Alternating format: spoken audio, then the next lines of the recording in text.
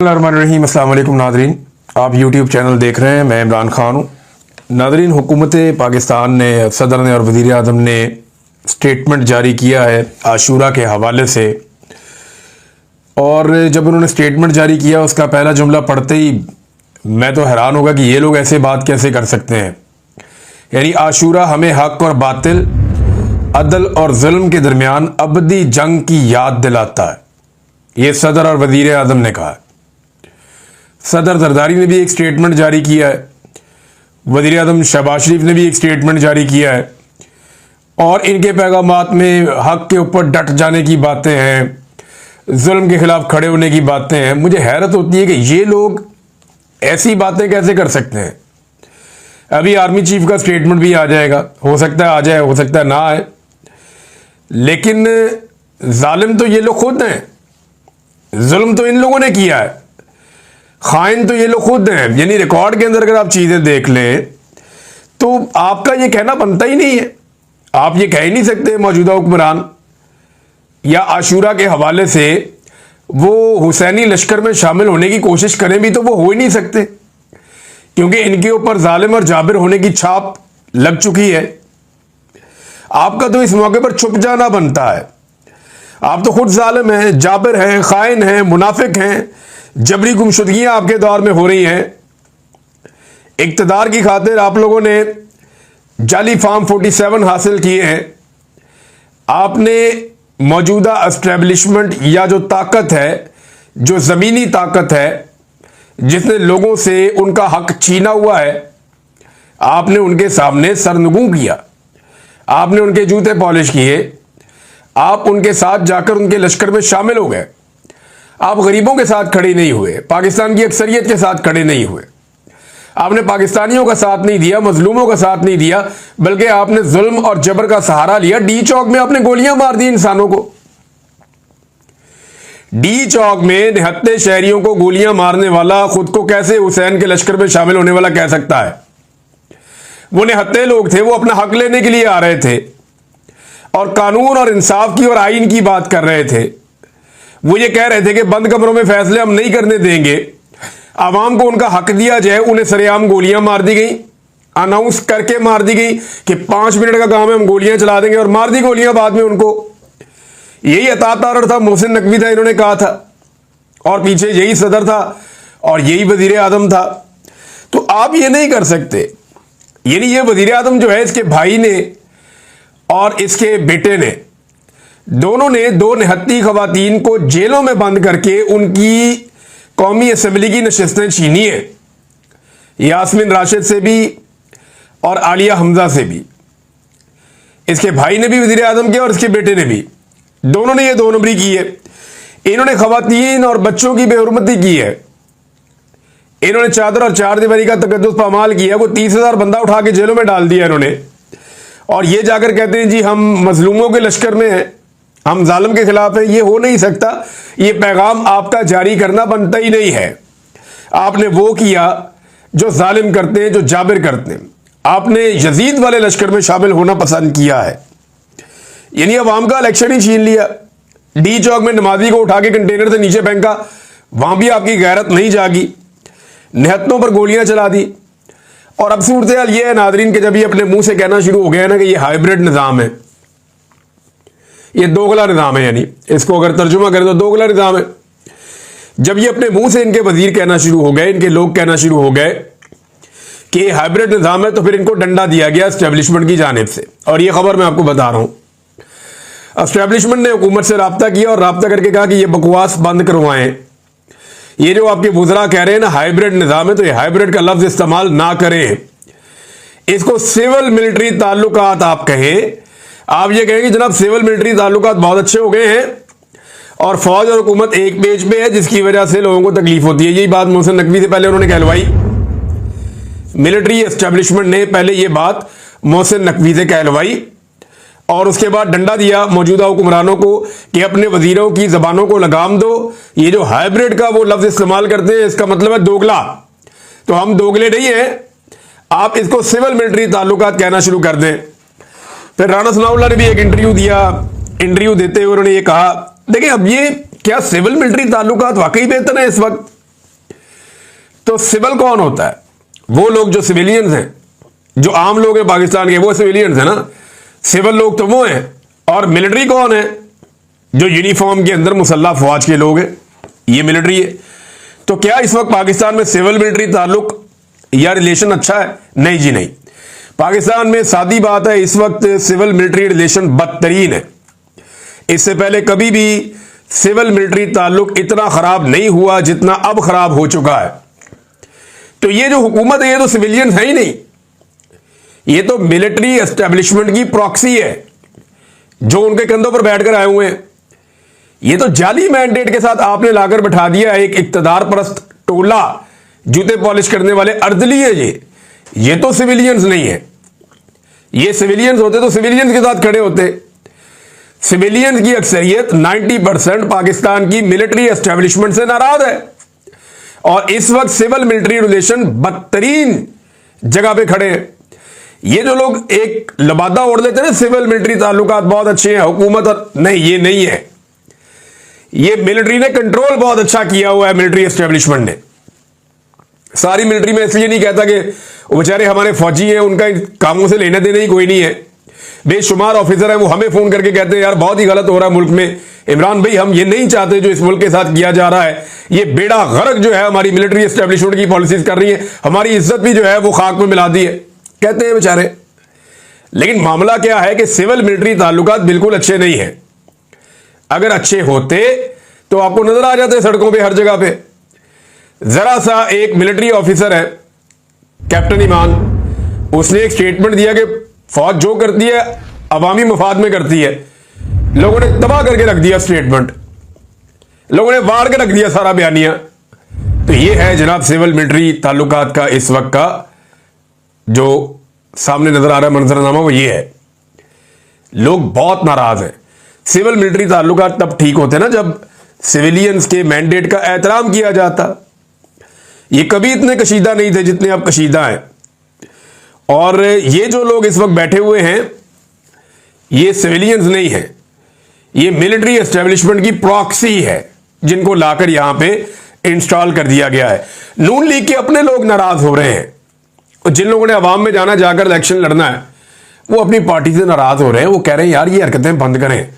खास तौर पे जो मलिक अहमद खान साहब ने किया, वो गए जाके वो मिल लिया उन्होंने चीफ इलेक्शन कमिश्नर से और उसको जाकर कह दिया कि जनाब ये बंदे 26 जो है इनको नाअहल कर दो, क्योंकि इन्होंने मरियम नवाज की शान में गुस्ताखी किया है, तजाज किया है असेंबली में खड़े होकर।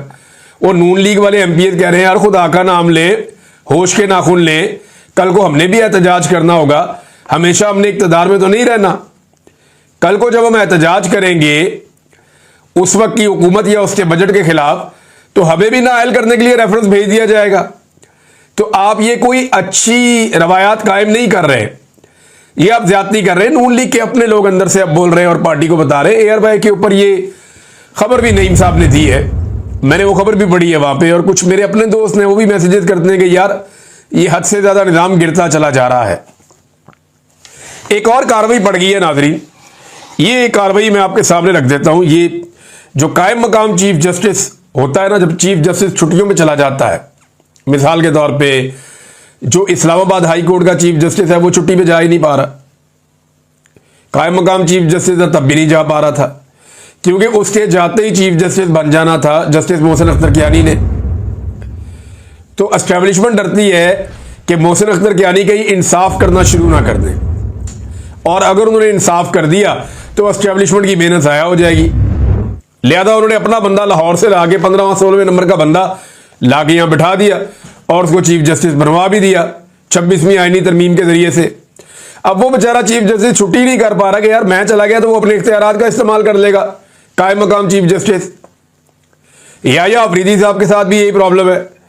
लिहाजा इन्होंने अब कमेटी बिठा के ये फैसला किया कि जो कायम मकाम चीफ जस्टिस होगा उसके इख्तियारात कम कर दिए जाए, और अब प्रैक्टिस एंड प्रोसीजर कमेटी के जरिए से जब भी कभी चीफ जस्टिस ऑफ पाकिस्तान छुट्टी पे जाएगा तो उसकी जगह पे जो चीफ जस्टिस बनेगा कायम मकाम, उसके इख्तियारात कम कर दिए गए हैं ताकि एस्टेब्लिशमेंट को किसी किस्म का प्रॉब्लम चीफ जस्टिस की छुट्टियों के दौरान ना हो।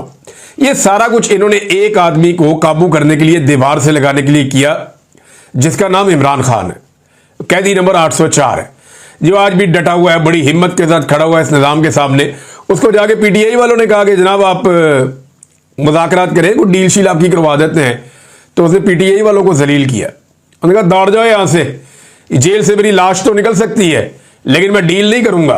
मैंने नहीं नवाज शरीफ बनना, मैंने आसिफ अली जरदारी नहीं बनना, मैंने डील नहीं करनी। बेनजीर ने एनआरओ लिया था, मैंने नहीं लेना, मैंने इनका मुकाबला करना है, मुल्क की खातिर बैठ के बात करूंगा।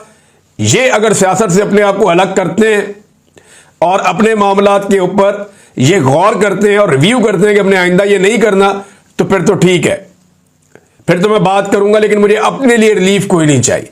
मैंने किसी किस्म की डील नहीं करनी। और यही वजह है कि उसकी पॉपुलैरिटी दिन रात बढ़ती चली जा रही है।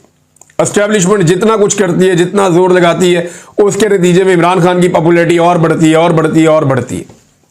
अभी हालात ये है कि वीडियो गर्दिश कर रही है, पार्लियामेंट हाउस में इन्होंने बच्चों को विजिट करवाया। आमिर मुगल साहब ने वो वीडियो शेयर की हुई थी। वो बच्चों को उन्होंने पार्लियामेंट हाउस में विजिट करवाया, तो बच्चों के इन्होंने इंटरव्यूज लिए कुछ सहाफियों ने वहां पे। उनसे पूछा, बच्चों आप क्या बनना चाहोगे, कौन सा लीडर पसंद है, किस जमात में आना पसंद करोगे, आपको किसकी कारकर्दगी। वो सारे इमरान खान और पीटीआई, अंदाजा करें आप। बल्कि बच्चों से जब ये पूछा गया कि इमरान खान अच्छा है या पीटीआई, तो लोगों ने फिर भी बच्चों ने कहा जी इमरान खान अच्छा है। तो इमरान खान की मकबूलियत वहां पहुंच गई है। इनका हर दाव पेच उल्टा जा रहा है, हर चीज इनकी जो है वो इनके गले पड़ रही है। आखिरी हल इनके पास यही है ना कि इमरान खान को जेल के अंदर रखें या खुदा न खास्ता जेल में उसको नुकसान पहुंचाएं। तो इस हवाले से पाकिस्तान तहरीक इंसाफ ने शदीद खदशात का बार बार इजहार किया है और वो बार बार ये कह रहे हैं कि आवाज उठाएं। सोशल मीडिया पे इसके बारे में रोला भी पड़ा हुआ है कि डॉक्टर आसिम ने जो आखिरी मेडिकल चेकअप किया था इमरान खान साहब का, तब उन्होंने कहा था इमरान खान साहब का वजन कम होने के हवाले से और मसल्स कमजोर होने के हवाले से, क्योंकि उन्हें वर्जिश करने का और खुला घूमने का उन्हें कोई मौका नहीं है, उन्हें बहुत तंग जगह पे बंद किया हुआ है। और अब तो 1 घंटे के लिए, 1.5 घंटे के लिए, 2 घंटे के लिए मैक्सिमम उन्हें छोड़ते हैं, इससे ज्यादा इमरान खान साहब को बाहर आने नहीं देते फिजिकल एक्टिविटी के लिए, तो उन्हें बंद करके रखते हैं छोटे से सेल में। अब सेहत के हवाले से काफी तशवीश है, उनकी बहनें भी यही कह रही हैं कि इमरान खान साहब का वजन गिर रहा है। तो ये जो तजर्बा पाकिस्तान की मिलिट्री एस्टेब्लिशमेंट इमरान खान के साथ कर रही है ना, देखिए ये सब जानते हैं कि इमरान खान जेल में इस वक्त मिलिट्री एस्टेब्लिशमेंट की वजह से है, क्योंकि मिलिट्री एस्टेब्लिशमेंट को लगता है कि उनके मफादात के खिलाफ है ये लीडर, तो उन्होंने जेल में रखा हुआ है। केस वेस तो है कोई नहीं, ना कोई संजीदा नोयत का कोई मामला है, बस जिद बदीदी जेल में इमरान खान को रखा हुआ है। और वो ये सारे जानते हैं कि जब इमरान खान बाहर आएगा तो वो कंप्रोमाइज अगर उसने ना किया तो इनके लिए मुसीबत हो जाएगी। अब ये जो तजर्बा कर रहे हैं ना, ये अपनी कब्र खोद रहे हैं, ये मेरी बात याद रखिएगा। इमरान खान ने जो करना था वो कर दिया है, अब उसका सिर्फ एक ही काम है कि वो कंप्रोमाइज ना करे। इन्होंने इमरान खान को कोई नुकसान दे दिया ना, तो इमरान खान को तो नुकसान बाद में होगा। ये अपनी कब्र खोद रहे हैं, इनको इस बात का आइडिया नहीं है और लगातार ये यही वाली गंदी हरकत करते चले जा रहे हैं। नादरीन, एक और पाकिस्तान में अजीबोगरीब डेवलपमेंट हो रही है। ये जो ग्रॉक, मैंने कभी इसको इस्तेमाल भी नहीं किया, GROK, ये एक सिस्टम है और इससे आप सवाल करते हैं तो ये आपको जवाब देता है। आर्टिफिशियल इंटेलिजेंस का एक टूल है ट्विटर के ऊपर, इलॉन मस्क ने और उसकी टीम ने इसकी कोडिंग बनाई हुई है। इससे आप कोई सवाल करें तो ये जवाब देता है, लेकिन जवाब देता है जो दस्तयाब डाटा है उसके मुताबिक, जो किताबें लिखी गई हैं उसके मुताबिक, जो सर्वेज हैं उसके मुताबिक, जो ज़मीनी हकायक हैं उसके मुताबिक, जो लोगों ने जो बातें फैलाई हुई हैं, मशहूर की हुई हैं उसके मुताबिक, बाद औक़ात सोशल मीडिया के कुछ प्रोपेगेंडास होते हैं उसके मुताबिक। तो ये डिफरेंट चीज़ों को इकट्ठा करके ये अपनी ओपिनियन बना के तो ये वो दे देता है जवाब। आर्टिफिशियल इंटेलिजेंस है तो आप इसको शायद कंट्रोल भी नहीं कर सकते। अब हुआ ये है कि पाकिस्तान तहरीक इंसाफ के और नून लीग के लोगों में मुकाबला शुरू हो गया, बल्कि इसके अंदर कुछ नून लीग के सहाफ़ी भी शामिल हो गए। दूसरी जानिब पाकिस्तान तहरीक इंसाफ के जो हमायती सहाफ़ी हैं वो भी शामिल हो गए और इसके साथ सवाल जवाब शुरू हो गए। बेशुमार सवाल पूछे, लेकिन हैरत अंगेज तौर पर मैं देख रहा था कि इसके ज़्यादा जवाबात वो हैं जो पाकिस्तान तहरीक इंसाफ को सूट करते हैं। वजह यह है कि ज़मीनी हकायक जितने भी हैं वो ये साबित कर रहे हैं गुज़िश्ता चंद सालों में कि ज्यादती पाकिस्तान तहरीक इंसाफ के साथ हुई है और ज्यादती करने वाली जमातें PMLN या मौजूदा एस्टेब्लिशमेंट ये लोग हैं।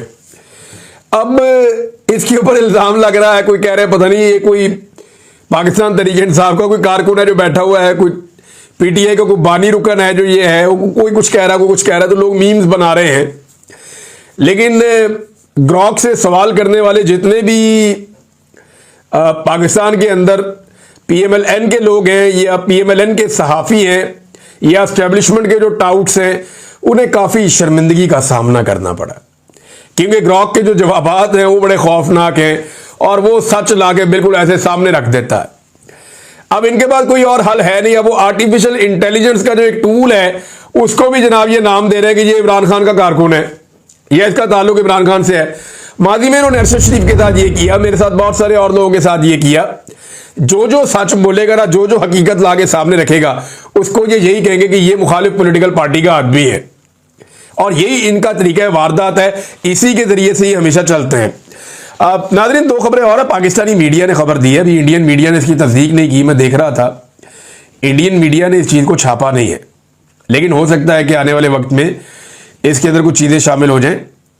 भारत के बारे में ये दावा किया गया पाकिस्तानी मीडिया की जानिब से कि उनके वज़ीर-ए-आज़म पे बहुत दबाव आया और उस दबाव की वजह से भारतीय वज़ीर-ए-आज़म ने अवार्ड देने का फैसला किया है कि वो अवार्ड देंगे अपने 4 पायलट्स को, जिनमें से 3 जो हैं वो मारे गए थे इसमें, ये जो तैयारा इनका राफेल उसके अंदर, और ऑपरेशन सिंदूर में हलाकतें छुपाने वाले भारत का भांडा फूट गया। ये पाकिस्तानी मीडिया ने खबर दी है। मोदी सरकार ने अंदरूनी दबाव के हाथों मजबूर होकर ऑपरेशन सिंदूर में मारे गए राफेल तैयारों के 3 और मजमूई तौर पर 4 पायलट्स और रूसी मिसाइल दफाई निज़ाम S-400 के 5 ऑपरेटर समेत 100 एहलकारों को एजाज़ात देने का फैसला कर लिया है। अब भारतीय मीडिया ने इसको उठाया नहीं, इतना खबर को। मैंने जब इसको गूगल किया, मैंने देखा तो उनके मीडिया ने इसको नहीं उठाया, पाकिस्तानी मीडिया ने इसको बहुत उठाया। लेकिन हकीकत सामने आ जाएगी, अगर भारत ये एजाज़ात देगा तो पता चल जाएगा। लेकिन भारत का नुकसान तो हुआ था, भारतीय फौज का नुकसान भी हुआ था। आप पाकिस्तान के कुछ हमारे सहाफ़ी दोस्तों ने इसको एग्जेजरेट करके कह दिया था जनाब कि कोई हमने 400 चौकियां फतह कर ली हैं मकबूजा कश्मीर में, तो वो झूठ था। ऐसा पाकिस्तान ने नहीं किया था। ये झूठ बोलना भी गैर ज़रूरी था, बोलना भी नहीं चाहिए था। लेकिन आपको पता है कि हमारे बहुत सारे दोस्त जो हैं वो शाह से ज़्यादा शाह के वफादार हो जाते हैं और झूठ बोलने में फिर कोई इनका सानी नहीं होता। नाज़रीन, इस वक्त दुनिया का जो सबसे अमीर आदमी है वो इलॉन मस्क है, उसके बारे में कहा जाता है। और ये मारूफ तरीन बिजनेस टाइकून है दुनिया का। टेस्ला का भी ये CEO है, ट्विटर भी इसके पास और बहुत सारा सोशल मीडिया इसके पास। फिर ये जो आपका सैटेलाइट का पूरा सबसे बड़ा नेटवर्क है स्टारलिंक का, वो भी इसके पास है। हज़ारों इसके सैटेलाइट्स जो है वो हवा में रहते हैं। दुनिया के बेशुमार इलाकों के अंदर, मुल्कों के अंदर इसका दिया हुआ इंटरनेट चलता है। फ्यूचर में ये और बहुत बड़े बड़े प्रोजेक्ट्स लेकर आ रहा है। तो ये दुनिया का अमीर तरीन आदमी है। तो ये जो एलन मस्क है, इसने अमेरिका में एक नई सियासी जमात बनाने का ऐलान कर दिया। ये डोनाल्ड ट्रंप के साथ था, इसने डोनाल्ड ट्रंप का इलेक्शन लड़ा था और बड़े पैमाने पे इसने डोनाल्ड ट्रंप का साथ दिया था। इसका बेटा एक्स और ये हर जगह पे डोनाल्ड ट्रंप के साथ खड़े रहते थे और ट्रंप अपनी जीत के लिए इसको जिम्मेदार समझता था और इसकी हमेशा तारीफ करता था। और हर तकरीर में वो डोनाल्ड ट्रंप इसका जिक्र करता था क्योंकि इसकी सपोर्ट बहुत बड़ी थी और लोग इसे पसंद भी करते हैं अमेरिका में। तो बड़ा कामयाब आदमी है। तो हुआ ये कि जब डोनाल्ड ट्रंप इक़्तिदार में आया तो इनके बीच में इख्तलाफात पैदा हो गए चंद ऐसी चीज़ों को लेकर जो पहले डोनाल्ड ट्रंप ने कमिटमेंट की हुई थी इलॉन मस्क के साथ कि ये मैं करूंगा। इलॉन मस्क का अपना एक बेटा जो है वो इसलिए मर गया था, वो एक बड़ा साइकोलॉजिकल रीज़न था, फिजिकल और साइकोलॉजिकल। उस पर एक अलग वीडियो करेंगे कि एक्चुअली इलॉन मस्क को प्रॉब्लम क्या है और डोनाल्ड ट्रंप से इसके ताल्लुकात क्यों खराब हुए। लेकिन ताल्लुकात खराब हो गए। अब इलॉन मस्क ने कहा कि जी वो एक नई सियासी जमात बनाने जा रहा है अमेरिका में। इस वक्त दो जो बड़ी सियासी जमातें अमेरिका में हैं, एक रिपब्लिकन हैं और एक डेमोक्रेट्स हैं। उसने अमेरिका पार्टी के क़याम का ऐलान कर दिया है और अमेरिकी सियासी मंजरनामे में वो ये कहता है हम एक नया इनकलाब लेकर आएंगे। क्या इलॉन मस्क ये कर सकता है कि दो बड़ी तगड़ी और पुरानी सियासी जमातों के बीच में अपनी एक तीसरी और बड़ी सियासी जमात खड़ी कर दे, और ऐसी सियासी जमात खड़ी कर दे जो आने वाले वक्त में अमेरिका में अपनी हुकूमत बना सके। इलन मस्क के पास पैसा तो बहुत है, वसाइल भी बहुत है, लोग भी बहुत हैं, और उसकी पॉपुलैरिटी भी है, पूरी दुनिया उसे जानती है। लेकिन क्या वो इसे एक सियासी मैदान के अंदर कन्वर्ट कर सकता है, सियासी नुक्ता नजर से कामयाब हो सकता है?